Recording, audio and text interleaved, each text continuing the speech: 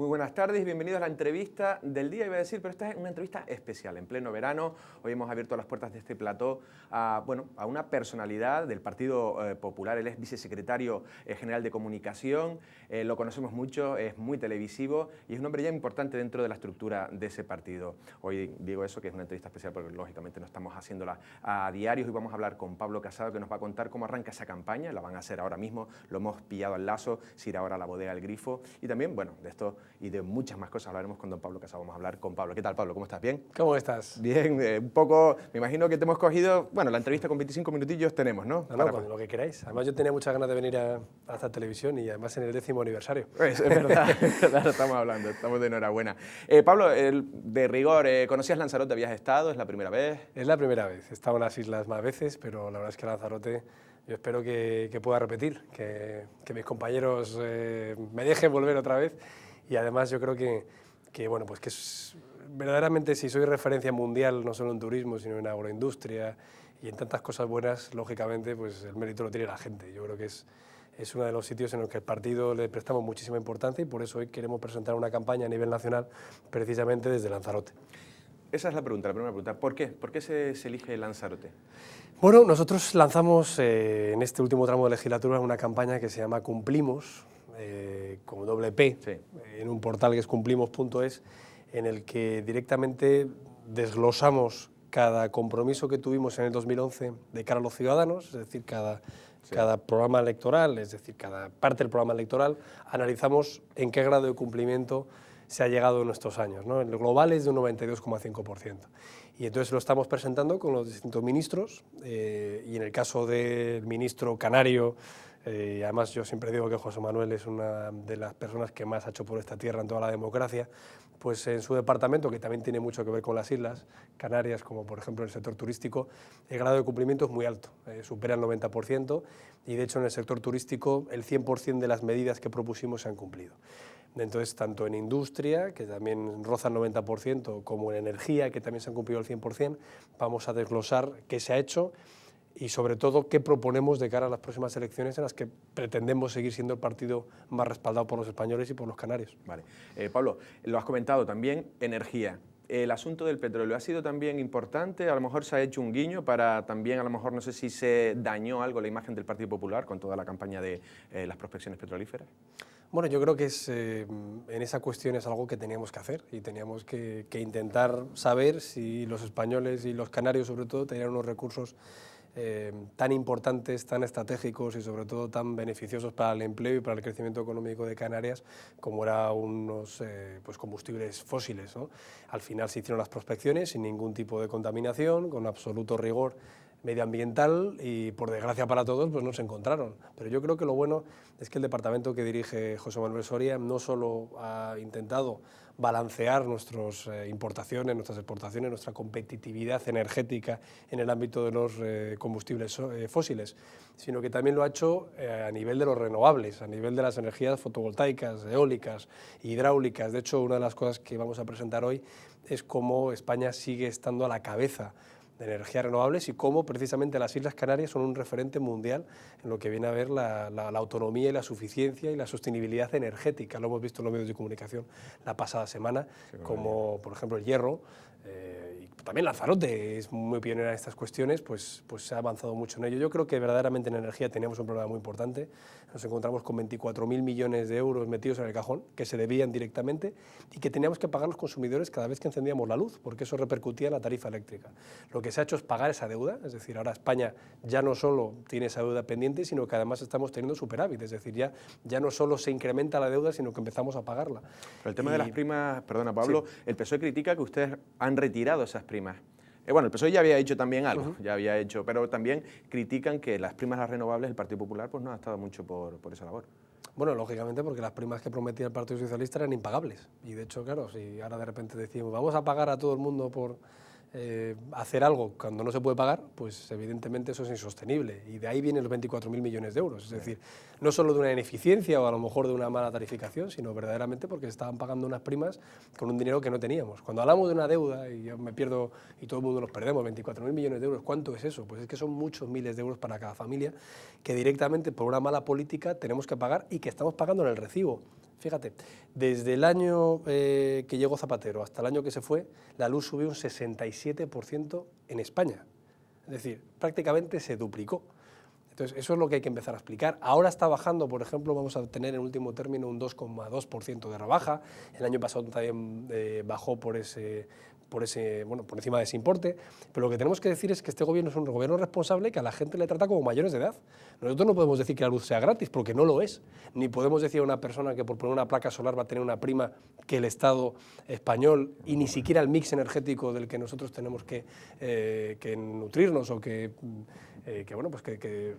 aprovecharnos, no lo puede pagar. Entonces yo creo que en ese sentido somos un gobierno responsable que da cuentas de lo que hacemos, para eso presentamos un balance de lo que hemos cumplido y de lo que no hemos cumplido, y sobre todo somos un gobierno transparente. Yo creo que es importante, con las nuevas subastas eléctricas, que el consumidor sepa lo que se está pagando y por qué se está pagando. Vemos que son por los picos de bajada o de subida del mix en las energías renovables, el viento evidentemente tiene que ver con eso, y sobre todo somos una isla energética. Una de las cosas que hemos hecho muy bien, y lo sabéis muy bien y lo saben ustedes en Canarias, porque Arias Cañete fue una persona también muy volcada con el campo en Canarias, es que el nuevo comisario de Energía está impulsando mucho las interconexiones eléctricas para que España, en lo que viene a ser la península y también las islas, sea menos dependiente del exterior, ¿no? Evidentemente, pues las Islas Canarias lo van a seguir siendo por su propia insularidad, pero que por lo menos esa tarifa homologada de todo el Estado español no afecte tampoco a Canarias negativamente. Para eso hay unas interconexiones con los Pirineos y para eso se está hablando de una unión energética. España, y gracias a la gestión también de José Manuel Soria, es uno de los países que más capacidad tiene de regasificación de los buques metaneros que puedan conectarlo a la red europea. En un momento en el que Europa tiene tantas dificultades con Ucrania, tiene tantas dificultades España puede llegar a ser clave, ¿no? España puede ser clave, y en ese sentido yo creo que todo lo bien que se ha hecho en las Islas Canarias y sobre todo Lanzarote, que yo siempre digo, la doble insularidad que aquí a veces se sufre y que gracias a las políticas del Gobierno de España se intenta paliar, precisamente con las subvenciones a los viajeros, no solo a los viajeros, sino también a las mercancías. Eso se va a seguir haciendo y yo creo que con el apoyo de todos, pues al final veremos que esta tierra tan maravillosa que despunta, por ejemplo, en el turismo y que todo el mundo viene a verla, pues tampoco tenga unas desventajas competitivas con el resto de españoles en la península. Vale, vamos a ir avanzando más porque las respuestas también son largas y tengo muchas preguntas. Pablo, el Partido Popular ha sufrido un varapalo, no sé si ustedes están utilizando ese término, pero fue un varapalo en esas autonómicas y locales. También es cierto que se han aliado muchos para intentar que en algunos sitios, incluso donde ganaban, pues no gobernaran. Tres cuestiones y me dices tú cuál crees tú que ha podido ser, o si son las tres, o en qué grado han podido castigar más al Partido Popular. Casos de corrupción, eso por un lado, la propia crisis económica y luego también a lo mejor no sé si el desgaste de gobierno o unas ganas de cambio. Las tres cosas, claramente. La corrupción porque es la lacra que tenemos ahora mismo en la sociedad y yo creo que a todos los partidos nos han afectado, pero en el Partido Popular la gente que haya podido meter la mano en la caja le hemos cortado la mano y desde luego le hemos llevado ante los tribunales. Yo creo que nadie está exento de que te salga un garbanzo negro, sea en tu familia, sea en tu empresa, sea en tu gobierno o en tu partido. Pero lo importante que tenemos que decir a la gente es cómo reaccionas, ¿no? La corrupción hay que prevenirla, para eso hemos aprobado medidas legislativas, reforma del Código Penal, reforma de la Ley de Enjuiciamiento Criminal, Ley de Transparencia, Ley del Alto Cargo y sancionarla. Y en el Partido Popular, cuando ha habido alguien que ha metido la mano en la caja, lo primero que hemos hecho es pedir disculpas. Pedir disculpas por haber confiado en alguien que no merecía esa confianza. Lo segundo que hemos hecho ha sido expulsarle. Lo tercero que ha sido cesarlo. Y lo cuarto ha sido llevarlo a los tribunales. Entonces yo creo que eso es importante, es cómo hemos reaccionado. ¿Eso ha tenido un desgaste? Por supuesto, porque al final la gente estamos hartos, me pongo yo también como militante del Partido Popular, en primera persona porque somos los mayores perjudicados. Pero también decía la crisis económica, evidentemente la crisis económica... Pero antes de hablar de la crisis, por ejemplo, el caso Rato, no sé, ¿se le está complicando al Partido Popular? ¿Se está convirtiendo en un nuevo caso Bárcenas? No, porque el caso Rato, para empezar, es un caso del ámbito privado. También era el caso Bárcenas, pero el caso Bárcenas es un ámbito privado de un partido que recibe subvenciones públicas, con lo cual tiene una mayor trascendencia. Entonces, en el caso de Rato no hay ningún delito contra la hacienda pública, ni ninguna malversación de fondos públicos, porque es una persona que lleva un año fuera del partido y 10 fuera de cualquier cargo público en España. Lo que nosotros decimos es que, siendo eso cierto, a una persona que ha sido vicepresidente del Gobierno de España y una persona muy relevante en el partido se le exige un plus, no solo de legalidad, por supuesto, solo faltaba, sino de ejemplaridad. Por eso hemos sido tan rotundos a la hora de condenar cualquier supuesto delito, que aún no se ha aprobado. Por ahora se está hablando de un posible delito fiscal en el ámbito familiar. en la recepción supuesta de una herencia. Lo cual no quiere decir que nosotros hayamos dicho que se cumple la ley, y si algo podemos estar orgullosos es que en esta legislatura no ha existido la impunidad. La justicia, la fiscalía y la agencia tributaria no ha entendido de colores políticos, ni de altos cargos, ni de lo que fue usted en el pasado. Se ha actuado con absoluta contundencia. Dicen incluso algunos operadores jurídicos que en el caso de Rato, con especial contundencia. Y entonces, en ese sentido, nosotros desligamos completamente cualquier conexión con el partido o con el gobierno, pero sí que decimos que es una persona que tiene que demostrar lo que ha hecho. Y si él dice que ha hecho las cosas bien, que lo demuestre. Vale, perdona, te interrumpí, estabas hablando de la parte de la crisis económica, Sí. no sé si... Sí, la crisis económica afecta a todos, y sobre todo pues, cuando un gobierno pues, ha tenido la responsabilidad de hacer lo que tenía que hacer en España. Es decir, no hemos eludido nuestra responsabilidad, había que coger el toro por los cuernos y poner a punto una economía que estaba francamente mal en época del gobierno socialista. La gente dice ahora, no, la recuperación es innegable, la creación de empleo es innegable, creamos 3 de cada 4 empleos que se crean en la Unión Europea, crecemos el doble que Alemania, por ejemplo, el doble que la media comunitaria. De acuerdo, pero hay gente que dice, no, pero es que eso es por la coyuntura internacional, por el precio del petróleo, porque Mario Draghi está invirtiendo mucho, porque el tipo de cambio con el dólar. Y yo digo, bueno, bien, ¿y Francia? ¿E Italia? También se benefician de esa coyuntura internacional y van fatal, no crecen, incluso están en una práctica economía plana, por cierto, con gobiernos socialistas, qué casualidad. O Grecia. Por ejemplo, Grecia, en los 6 meses de Syriza, como hemos visto ayer en el Congreso de los Diputados, que debatimos el tercer rescate a Grecia, hemos visto cómo las políticas populistas son catastróficas para los ciudadanos. Y los brindis al sol y los cantos de sirena los acaban pagando los más vulnerables. Con lo cual, es verdad que hay un coste electoral porque has pedido un esfuerzo a la población que no es popular, pero esos réditos están llegando. Y lo tercero que decías es verdad. Es muy importante también destacar que gobernar desgasta, y lo ha visto Obama en las últimas elecciones de medio término, lo ha visto Hollande en las departamentales, lo ha visto Cameron en las previas que tuvo a las legislativas, es decir, en las que hubo antes de ser reelegido primer ministro. Pero precisamente con el ejemplo de Cameron digo que cuando llegamos a las elecciones generales los ciudadanos suelen votar pensando exactamente qué país quieren en el futuro. Y es verdad que gobernar desgasta, que han sido 4 años muy difíciles, pero también hay que recordar que el cambio que algunos ahora pregonan, sea Ciudadanos, sea Podemos, sea el Partido Socialista, se produjo en España hace 4 años. Y ese cambio es el que no se tiene que detener, en mi modesta opinión. Creo que es un cambio que está trayendo buenos frutos para todos, y creo que es el cambio que conviene que siga durante 4 años más. Precisamente, Pablo, muchos ven en ti, en la figura del cambio. Eres quizás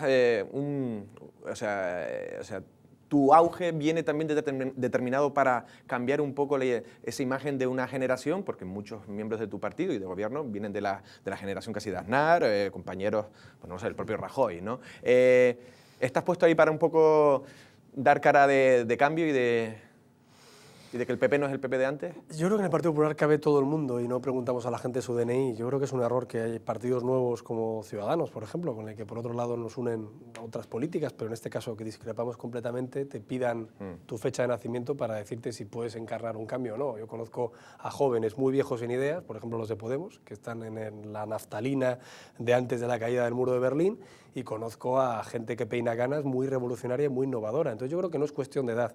Yo creo que los partidos se tienen que regenerar y renovar continuamente, con los programas electorales, con las ideas, con los principios, con las políticas, con los resultados.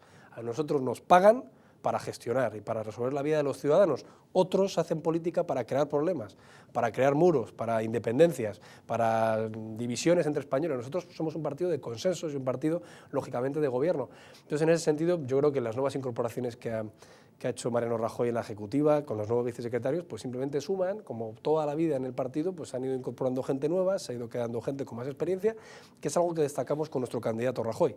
De cara a noviembre es el candidato con más experiencia. Ha sido presidente de Diputación, vicepresidente de la Xunta de Galicia, 4 veces ministro, 1 vez vicepresidente y otra vez presidente del Gobierno.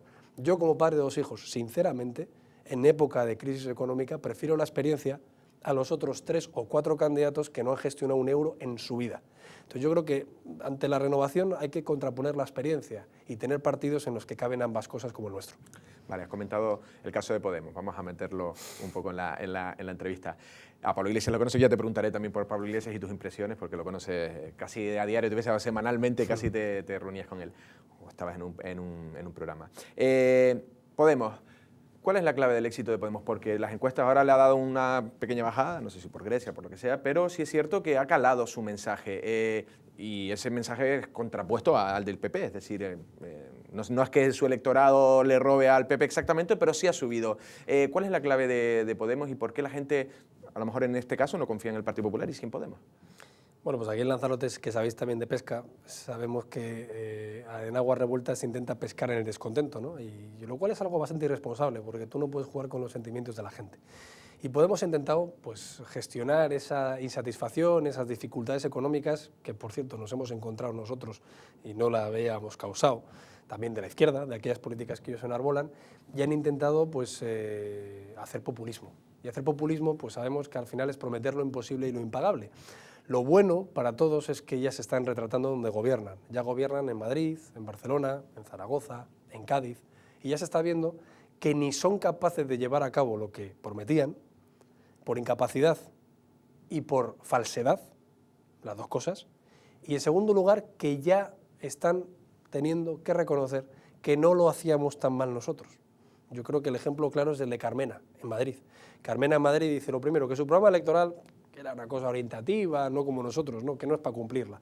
Lo segundo, que la gente que la ha acompañado en la lista, que vaya tropa, que ella no sabía que hacían esas cosas en Twitter. Y la tercera, que Ana Botella no hacía tan mal las cosas. Hombre, fíjate tú que hasta para los comedores sociales, que era más avanzada la política social del PP que la suya, porque ellos prometían abrirlos en verano y el PP llevaba las comidas a las casas de los niños desfavorecidos para que no fueran señalados por sus compañeros. Entonces, esas han sido las tres consecuencias. Y sobre todo, yo creo que cualquier cosa que prometes imposible e impagable conduce a la frustración. Eso ha pasado en Grecia. Cuando tú en Grecia lo que haces es como Tsipras, decir que vas a cambiar todo, que hay que acabar con la casta y tal y cual, y a los 6 meses no solo eres incapaz de hacerlo, sino que te das contra la realidad, que es un cajero automático, que pulsando tu clave no te da dinero, tus ahorros, o un pensionista que ve cómo le baja la pensión, o directamente una empresa que tiene que cerrar o un paro desbocado, pues al final la gente dice, oye, estos serán muy simpáticos, prometerán el cielo y la tierra, pero es que yo prefiero que me paguen mi pensión y que me paguen mi sanidad pública o mi educación pública. Entonces yo creo que en ese sentido no es una apelación de voto al miedo, sino es un intento de evitar el miedo. Y el miedo es lo que está pasando en países que, gobernados por populistas, nos llevan a un desastre como el que se está viendo muy cerca de aquí. ¿Teme el Partido Popular si los resultados electorales en las generales den a lo mejor una victoria, no una derrota, sino una victoria mínima? ¿Teme que el PSOE y Podemos se asocien? No me cabe la menor duda, no es que lo tema. Aparte es que no lo pienso yo, es que lo han dicho ellos. Ellos en el famoso reservado de la tortilla, ¿no? Ellos que decían, nunca pactaremos en reservados. Y el primer día se van a tomar la pescadilla y la tortilla en un reservado, que no podéis entrar los periodistas, y ojo, que como entréis os ponen una web para ver si a decir las cosas bien o mal, o si hacéis lo que tenéis que hacer. Bueno, ese es el intervencionismo de la izquierda totalitaria que representa Podemos y que, por cierto, no condena el cierre de medios de comunicación en Venezuela ni la detención de alcaldes democráticos. Pero en el clan de la tortilla y la pescadilla ellos pactaron que iban a aliarse contra el Partido Popular, aunque el Partido Popular ganara ampliamente y en algunas veces casi duplicando al segundo partido, como hemos visto en las últimas elecciones. Hay un cambio sustancial en democracia. Hasta ahora el Partido Socialista, es verdad, que ocultaba sus pactos antes de votar la gente y luego siempre pactaban los despachos con Izquierda Unida y con los nacionalistas. Eso es cierto, lo seguimos criticando. Pero es que ahora el punto de inflexión es lo contrario. Ahora el Partido Socialista es la muleta de esos partidos nacionalistas y de esos partidos de izquierda radical, los que Pedro Sánchez llamaba el bolivariano populista con el que nunca pactaría. Bueno, pues les han apoyado en Zaragoza, les han apoyado en Cádiz, les han apoyado en Madrid, les han apoyado en Barcelona. Incluso en Badalona han apoyado a Esquerra Republicana. El señor Pedro Sánchez, que sale con la bandera de 5 metros por 2, tiene en Badalona ondeando la estelada. La estelada que lo que dice es básicamente que los canarios no tienen los mismos derechos que los catalanes. La estelada que dice que los niños canarios y sus padres les mandan o les decían a Barcelona no pueden hablar español. Es decir, lo que quiero decir es que al final van a pactar, por supuesto que van a pactar, y yo creo que la alternativa a las próximas elecciones es o un gobierno moderado como el nuestro o el pacto de nacionalistas y de la izquierda, todo junta. Vale, se me está yendo el tiempo, llevamos 20 minutos y todavía me quedan preguntas. Pablo Iglesias, ¿es un revolucionario o es un bluff? ¿O es algo que se pueda...? ¿Tú lo conoces? ¿Cómo es Pablo Iglesias? ¿Crees que tiene fondo o es algo que circunstancial? Bueno, yo creo que Pablo Iglesias, como el resto de Podemos, lo que tienen es un sectarismo dogmático creado en una facultad de ciencias políticas en los que se piensan que la sociedad española es simplemente un experimento de fin de carrera. Y eso no es así. Es decir, Pablo Iglesias y Podemos piensan que pueden reescribir la historia de España y que pueden alterar, vía una ingeniería social, los planteamientos básicos que nos hemos dado. Por eso rechazan el pacto constitucional, por eso rechazan la transición, por eso intentan recuperar la lucha de clases, cuando es una cosa absolutamente ya superada, por eso intentan recuperar el comunismo, cuando se desplomó hace 25 años en Europa. Entonces yo creo que simplemente es algo irreal. Y sobre todo son muy intolerantes, o sea, se creen con la verdad absoluta. Yo creo que en ese sentido hay que contraponer en la batalla ideológica, hay que decir simplemente que las políticas que ellos plantean han fracasado siempre. O sea, no es cuestión de vamos a confrontar, no es que han fracasado siempre, siempre y en todas partes. O sea, el socialismo real, el comunismo, nunca ha tenido efectos beneficiosos en ningún país, en ningún momento de la historia de la humanidad. Con lo cual yo creo que es un debate ideológico muy fácil para nosotros que tenemos que dar, no hay que rehuir ese debate. Y sobre todo con la humildad que ellos no tienen, porque tienen esa arrogancia de quien cree que tiene la razón, sobre todo una arrogancia un poco absurda porque tienen la inexperiencia de no haber gobernado nunca. Y cuando lo están haciendo con gran desilusión por parte de quienes los votaron. Vale, lo comentaste antes, el tema de el independentismo catalán o el nacionalismo catalán y una posible independencia. Rajoy dijo que va a abrir un poco, que sí que la Constitución en un momento había sido intocable, ahora parece que insinuó, no sé hasta qué punto. La pregunta es, ¿hasta qué punto va a abrir el melón, como se dice? Yo creo que la reforma constitucional no está en nuestras prioridades. La reforma, lo que nosotros hemos dicho es que no somos un partido inmovilista y que cualquier propuesta que se haga en base a una reforma legislativa o incluso a una propuesta de reformar la Carta Magna, nosotros tendremos nuestra opinión, pero nosotros hemos dicho que el pacto constitucional sigue vigente. Para nosotros no hay una urgencia ni una necesidad, pero no solo para nosotros, es que ahora salimos a la calle aquí en Lanzarote y preguntamos a 100 ciudadanos sus 20 preocupaciones y estoy convencido que nadie nombraría ya, pero la reforma en Cataluña, de la Constitución. en el País Vasco, en Bueno, ya, pero en Cataluña tampoco creo que a ellos les importe mucho si se denominan de una forma o de otra. Yo creo que lo que les importa es que más deje de despilfarrar en embajadas y en televisiones públicas y se dedique a pagar la sanidad pública, las farmacias y las infraestructuras que ahora mismo tiene que acudir a la solidaridad del resto de los españoles para poder sufragarlas. Yo creo que al final son debates estériles que yo creo que Pedro Sánchez están enarbolando por ausencia de otras alternativas en políticas concretas de gobierno. ¿Qué va a decir Pedro Sánchez sobre la creación de empleo? Si nos dejó 3,5 millones de parados y ahora estamos creando 1 millón de empleos en el último año. ¿Qué va a decir Pedro Sánchez de sostenibilidad del servicio público si dejó quebrada la sanidad y la educación siendo diputado y votando las leyes de Zapatero? Entonces, evidentemente que necesitan un globo sonda. Ese globo sonda es la reforma de la Constitución. Para nosotros sigue vigente. Otra cosa es que nosotros pensemos que habrá que en algún momento acometer la reforma para la sucesión en la corona, pero no es algo urgente, sobre todo porque a día de hoy no hay un heredero varón hijo de Felipe VI, o podamos decir que hay que concretar más las competencias autonómicas, pero se pueden hacer fuera de la Constitución. Es decir, yo creo que al final nosotros estamos en el realismo y en el pragmatismo de resolver el problema de la gente, y de cara a las próximas elecciones volveremos a acometer lo que importa, crear empleo, sostener los servicios sociales y las pensiones y, sobre todo, seguir recuperando unos sectores productivos que, por ejemplo, aquí en Lanzarote son vitales: turismo, industria, comercio, etcétera. Pablo, una de las cuestiones que dice la gente, los que han sido críticos, a lo mejor sí en algún momento pudieron ser o votar al PP, pero que ahora son críticos, es que entendía o podían entender la política de recortes como que era una situación insalvable y que había que tomar esa decisión, pero que veían que precisamente sobre la clase política no se tomaron esas medidas, no se ha abierto a debates determinadas cuestiones, instituciones que no funcionan o que no producen y que cuestan mucho. Al respecto, el Partido Popular se pronuncia poco de eso, se dijo que se iba a hacer una reforma de las administraciones y demás, pero yo creo que se ha hecho poco. Bueno, yo creo que se ha hecho lo que habíamos prometido. La reforma de las administraciones públicas ha ahorrado 20.000 millones de euros. 20.000 millones de euros. Si lo comparamos con el rescate de ayer a Grecia, Grecia ha recibido 85.000 millones de euros y la que se ha liado. Bueno, pues nosotros hemos ahorrado 20.000 millones de euros, ¿cómo? Suprimiendo más de 2.000 organismos que tenía creado el Partido Socialista y que no valían para nada, organismos, observatorios, empresas públicas, oficinas, se han suprimido. Se han reducido a la mitad de coches oficiales.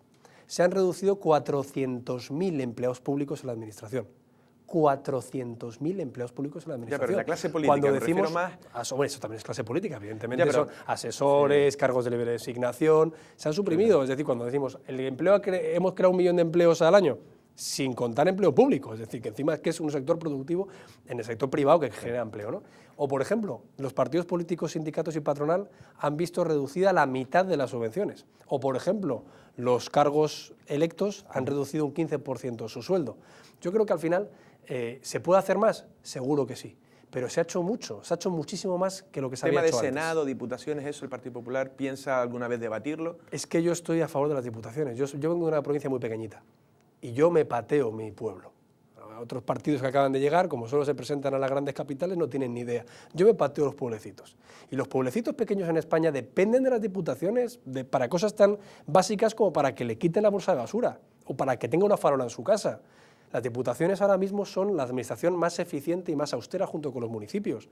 A mí me gusta la España de las diputaciones, en el caso de las islas, de los cabildos. ¿Por qué me gusta? Aunque no tiene que ver, sí. Conozco perfectamente la regulación administrativa de las islas, pero aquí no hay diputaciones. Digamos, la demarcación provincial, las dos provincias en Canarias me gustan. ¿Por qué? Primero porque creo que es un criterio histórico. Llevamos desde 1833 con una demarcación que a mí me parece adecuada, tan adecuada como las autonomías.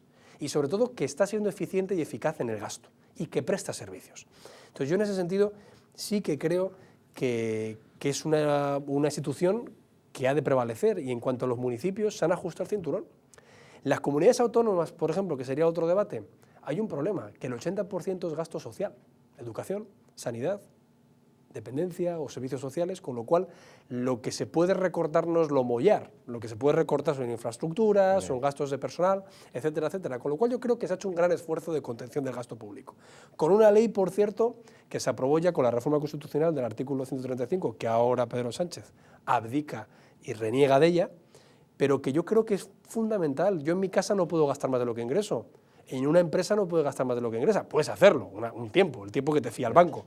En España se estaba gastando muchísimo más de lo que se ingresaba. Yo creo que hemos sido eficientes, hemos sido austeros y eso al final repercute en que se está creando empleo. Vale, ya me están diciendo que te tienes que ir. Última pregunta. ¿Será Soria número 1 por la provincia para las elecciones al Congreso de los Diputados? Eso espero. José Manuel Soria es el mejor embajador que puede tener Canarias, no solo en el resto de España, sino en el resto del mundo, y yo lo he visto fuera, y hay que ver cómo se tienen ministros preparados que hablan perfectamente inglés y que llevan la bandera de este archipiélago, y sobre todo yo creo que para el partido, y por eso estamos aquí presentando una campaña, como ya hizo Javier Maroto, por cierto, la presentación de la Ruta Social, también en Canarias, en Las Palmas, en el Centro de Coordinación de la Cruz Roja, es porque la importancia de José Manuel no solo es a nivel de gobierno, que tiene una cartera muy potente, sino que es muy importante a nivel orgánico para el partido. Yo creo que es uno de nuestros principales valores y desde luego yo creo que para Las Palmas y en general para toda la región sería el mejor aval de que el Partido Popular sale a ganar. Si se presentara él, ¿se puede interpretar como que el Partido Popular en Canarias no tiene un recambio de garantías para Soria? Todo lo contrario. Lógicamente, José Manuel Soria ha demostrado que todo su equipo es un equipo renovado, desde el secretario general, Asier Antona, una persona de mi edad, desde el portavoz de esta campaña, Guillermo Mariscal, de mi edad, pasando por todos los responsables insulares, es decir, son gente, pero como he dicho antes, hay gente joven, hay gente menos joven, lo importante es que tenemos ideas jóvenes, ideas útiles para Lanzarote, útiles para Canarias, útiles para España. Somos el único partido de ámbito nacional que defiende lo mismo en todas partes y sobre todo yo creo que tenemos la ambición, la convicción y la vocación de seguir sirviendo a todos. Pablo, lo vamos a dejar aquí, ha sido un verdadero placer. Muchísimas gracias a vosotros. Gracias. Hasta la próxima. Hasta la próxima. Las palabras de Pablo Casado, en este caso vicesecretario general de Comunicación del Partido Popular, ahora mismo tiene un acto en la bodega El Grifo, lo hemos raptado, casi raptado, hemos dicho 25 minutos, yo creo que nos hemos ido un poco más, pero la ocasión lo merecía. Yo espero que les haya gustado. Nosotros sin más nos despedimos, pasen una feliz tarde.